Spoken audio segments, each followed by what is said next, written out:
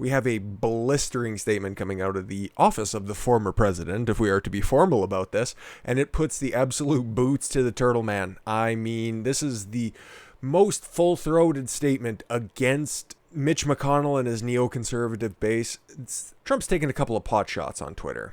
A couple of different other times he's made it known that McConnell's let him down, but this is the most direct and excoriating statement. It's like, if you guys remember the SAG withdrawal statement, yeah, it's like that, but coached in the fury of 4 years of subtle traitorous behavior. So let's read the entire statement here.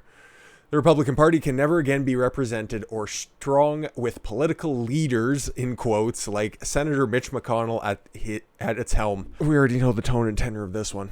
McConnell's dedication to business as usual status quo policies, together with his lack of political insight, wisdom, skill, and personality, has rapidly driven him from the majority leader to minority leader, and it will only get worse. The Democrats and Chuck Schumer play McConnell like a fiddle. They've never had it so good, and they want to keep it that way!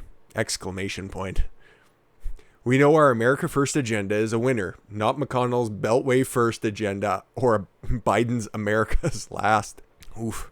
Sucks to suck. In 2020, I received the most votes of any sitting president in history. Almost 75 million. Every incumbent House Republican won for the first time in decades, and we flipped 15 seats, almost costing Nancy Pelosi her job. God, that is probably the biggest L from the election. God, it just would have been so nice to see her out on her ass. To be fair, though, time will do that for us. Republicans won majorities in at least 59 of 98 partisan legislative chambers, and the Democrats, it burns to just get it out of my mouth, failed to flip a single legislative chamber from red to blue. Yes, New Hampshire, Montana, and I believe one other state were split, but now they're all three branches are fully Republican, from the governorship to the state senate and state houses now, so tough titties. And in Mitch's Senate, over the last two election cycles, I single-handedly saved at least 12 Senate seats, more than 8 in the 2020 cycle alone. Yeah. And then came the Georgia disaster. Put a little pin in that one because that's how we're going to wrap up. Where we should have won both United States Senate seats, but McConnell matched the Democrat offer of 2,000 stimulus checks with $600. Oof. How does that work? It became the Democrats' principal advertisement, and a big winner from them it was. McConnell then put himself, one of the most unpopular politicians in the United States, into the advertisements. Many Republicans in Georgia voted Democrat or didn't vote because of their anguish and their inept governor, Brian Kemp. Oh my God, Secretary of State Brad Raffensperger. I'm going to tell you a story at the end of this paragraph. And the Republican Party for not doing its job on election integrity during the 2020 presidential race.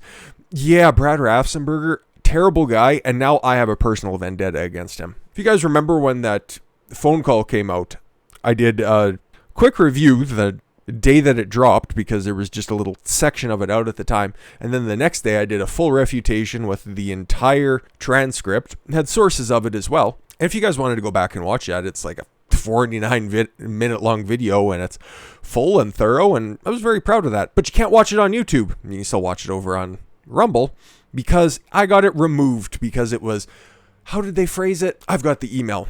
Oh, actually, here's some breaking news, because I just got a response on the appeal that I filed because I was totally fucking egregious. We have reviewed your content carefully and confirmed that it violates our spam, deceptive practices, and scams policy. How? We know this is probably disappointing news, but it is our job to make sure that YouTube is a safe place for all. Yes, safe from independent thought. And also, there's another video that you can't watch as well. Trump's team officially files in New Mexico over illegal drop boxes. Dominion CEO speaks in Michigan. I already know what that one was about. That was when they filed in New Mexico over the drop boxes. Obviously, that's what the title was. And then in the Michigan hearing that they had, those are ancient videos at this point.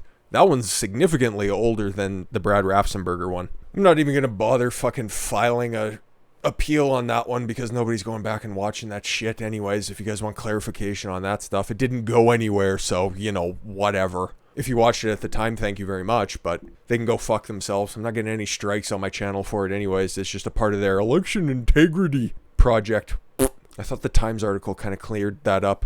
Strange how they'll go after videos that are months old at this point. I think that one was from like mid-November. I'd have to look if I cared. But everything's still up over on Rumble, and YouTube can go fuck its hat for all I care. Anyways, we'll continue to read this statement that'll probably lead to this video get taken down eventually. It was a complete election disaster in Georgia and certain other swing states. McConnell did nothing and will never do what needs to be done in order to secure a fair and just electoral system into the future. He doesn't have what it takes, never did, and never will. My only regret is that McConnell begged for my strong support and endorsement before the great people of Kentucky in the 2020 election, and I gave it to him. He went from 1 point down to 20 points up and won. How quickly he forgets. Without my endorsement, McConnell would have lost. Debatable.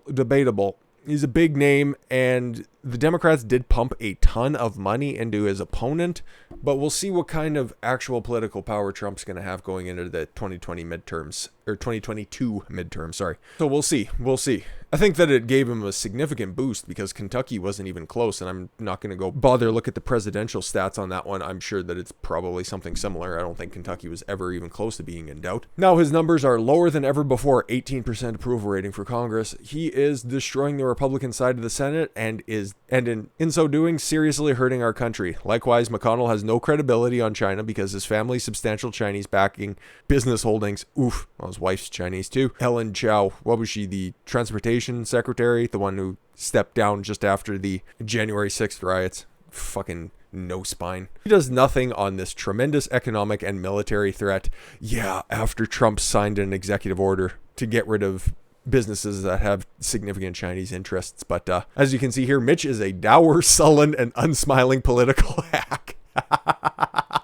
Oh, man. You'll love to see it.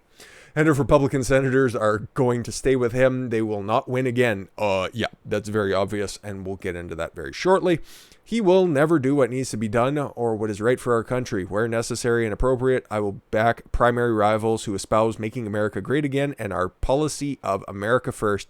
We want brilliant, strong, thoughtful, and compassionate leadership. Prior to this pandemic, we produced the greatest economy and jobs numbers in the history of our country, and likewise, our economic recovery after COVID was the best in the world. We cut taxes and regulations, rebuilt our military, took care of our vets, became energy independent. That'll be another video here later today, because Texas is feeling that, thanks Biden, built the wall and stopped a massive inflow of illegals into our country. Okay, I like the way that this final paragraph, there's a little statement at the end, obviously, but I like the way that this is formulated because it's hitting on everything that is pissing off voters on both sides, okay? Because there's a lot of Biden voters that are posting their L's right now, but energy independence with the Keystone XL pipeline getting whacked, economic recovery with the destructive handling that Biden's COVID team is doing. You guys remember the National Guard being housed in the parking garage? I certainly do. And trying to allow amnesty to illegal aliens through the southern border. So hits on literally everything. Shit that Trump was strong on, and stuff that Biden is proving to be, well, at least he's honest with his campaign promises. With that said, and now illegals are pouring in, pipelines are being stopped, taxes will be going up, and we will no longer be energy independent. This is a big moment for our country, and we cannot let it pass by using third-rate leaders to dictate our future. Senate Minority Leader Mitch McConnell didn't respond for a request for comments from the Epoch Times. Yeah, he's probably trying to dry his tears right now because, oof, like I said, it sucks to suck. And dude, old-ass Ron Johnson, a motherfucker who's been waffling back and forth, he's in that same kind of Lindsey Graham category where he's just going to go ahead and go with the wins. Not somebody that you'd put any sort of faith in, but like you can see in the related box that's over there in the corner, YouTube deletes videos from Senator Ron Johnson's channel. Yeah, the guy's probably a little bit pissed, so if he can lash out at any of the establishment hacks, yeah, you fucking well better believe that. Senator Johnson, McConnell's scathing comments on Trump do not reflect the majority of our conference. Oopsie daisy, Mitch. It looks like you're going to be gone in 6 years if you don't retire with at least a little bit of your fucking dignity intact. We'll just read a little bit of this because we got a new a challenger approaching for a Senate position. It's definitely going to end well. Senator Ron Johnson said on Monday that Minority Leader Mitch McConnell's scathing comments about the former President Trump do not respond to the viewpoint of the majority of the GOP. That was the stuff that McConnell was saying after the impeachment trial was done. Oh, I voted on this unconstitutionality of the proceedings. I still think that Trump can be impeached based on his actions, and he still needs to be held accountable. Shut your mouth. You got Leader McConnell voting not guilty, not to convict, but then just providing a scathing speech on the floor of the Senate, Johnson told radio host Jay Weber. That does not reflect the majority of our conference. Johnson added that while McConnell has the right to express his opinion, he has to realize that as our leader, what he says reflects on us, and that is the basis of populism, guys. You have to reflect the will of the people who voted for you. You can't just, oh, my conscience won't allow me to vote for that. That's why you end up with career hack politicians that continue to just perpetuate their own bureaucratic agendas. The Mitt Romneys, the Chuck Schumers, the Susan Collins, the Pat Leahy's, who's been there since fucking 77. I can't believe that. But I said that we got a new and entertaining, it's not entertaining whatsoever. This dude's gonna get bitched the fuck out.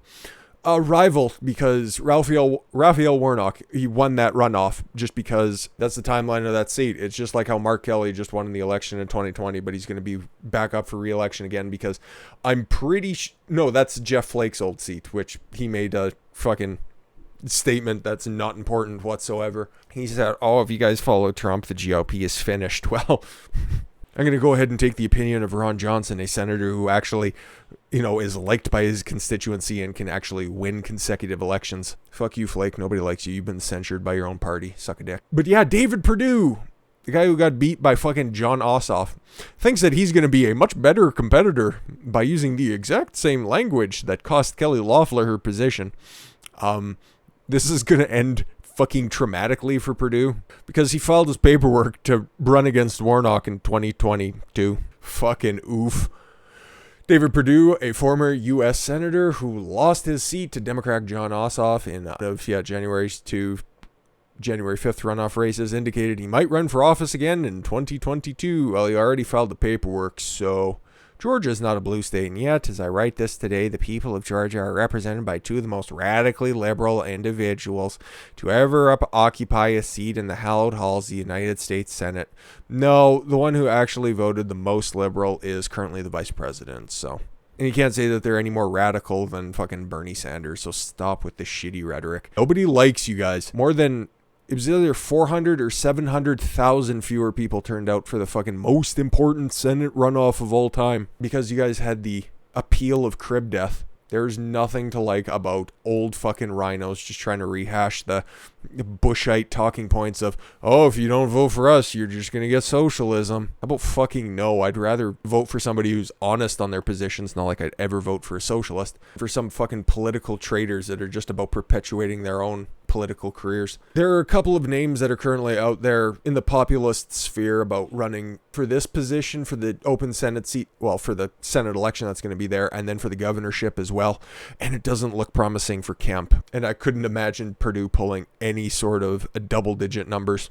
This motherfucker's going to be one of the first ones to drop out of the primary. You bet your ass. Look forward to him getting an endorsement by Nikki Haley's Stand for America PAC. I forget what that one voting cycle debacle is. But I also said put a pin in Georgia because we got some late breaking stuff, and this will probably get this video pulled, but fuck it. Fulton County Election Board votes to fire election director. Oh, fuck. You know where Fulton County is? Oh, it's in Georgia. Obviously, duh. He won't be presiding over the 2022 election, but he's been there for a very, very, very long time. And what did he do to facilitate this firing? Well, I already know, but let's take a look at the official Associated Press source. Officials in Georgia on Tuesday voted to fire the man in charge of overseeing elections in the state's most populous county, which is frequently the spotlight of last year after a disastrous primary and attention from then-President Donald Trump. Huh, really? Yes, where a vast majority of Atlanta is, by the way. The three members of the Fulton County Board of Elections who were in favor of terminating Rick Barron said problems caused by the coronavirus last year heightened weaknesses in the county's election management. Shock and awe. They said change was necessary to modernize election processes and to restore voter confidence. Two members voted against firing Barron. I wonder who they were and what their political persuasion was. The vote came during a sometimes contentious video conference, during which the board heard from election department staff who expressed support for Barron, as well as some county residents who said he needed to go. The vote came during In the text message after the vote, Barron said he'd hold off on commenting until after a Fulton County Board of Commissioners meeting scheduled for Wednesday. This vote could get rejected tomorrow. It won't be. The chairman of the Board of Commissioners didn't immediately return an email seeking clarification on whether the Elections Board decision needs to be approved by the commissioners. So, this guy's so bad at his job of elections, he doesn't even know what the fucking proper procedures are for him to be ousted. You'd love to see it. When asked whether the commissioner's approval is necessary, county spokeswoman Jessica Corbett replied, "This is our understanding," direct and to the point. She noted that the Board of Commissioners must sign off on the hiring of election directors. But what about the firing? The legal question is whether that applies in reverse, she said in a text message to the Associated Press. The County Board of Elections Board is made up of chairpersons appointed by the Board of Commissioners, 2 Republican appointees, and 2 Democratic appointees. Democrat Vernat Keith Nurdin. That's not a real name. The election board vice chair joined Republican Kathleen Ruth and Mark Wingate in voting to fire Barron. Chairperson Mary Carol Cooney and Democrat Aaron Johnson opposed termination. Wow, shock and awe.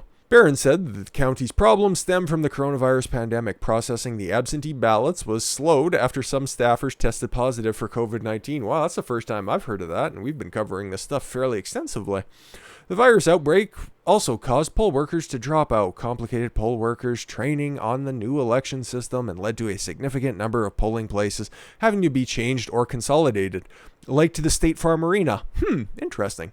The Secretary of State's office, which has consistently been critical of Fulton County's handling of elections, opened investigations into the county's handling of the primary, and in October entered into a consent order with the county to address problems. The county agreed to make a number of changes and have an independent monitor oversee the progress and compliance with the order. And how did that turn out? We don't know because it didn't happen.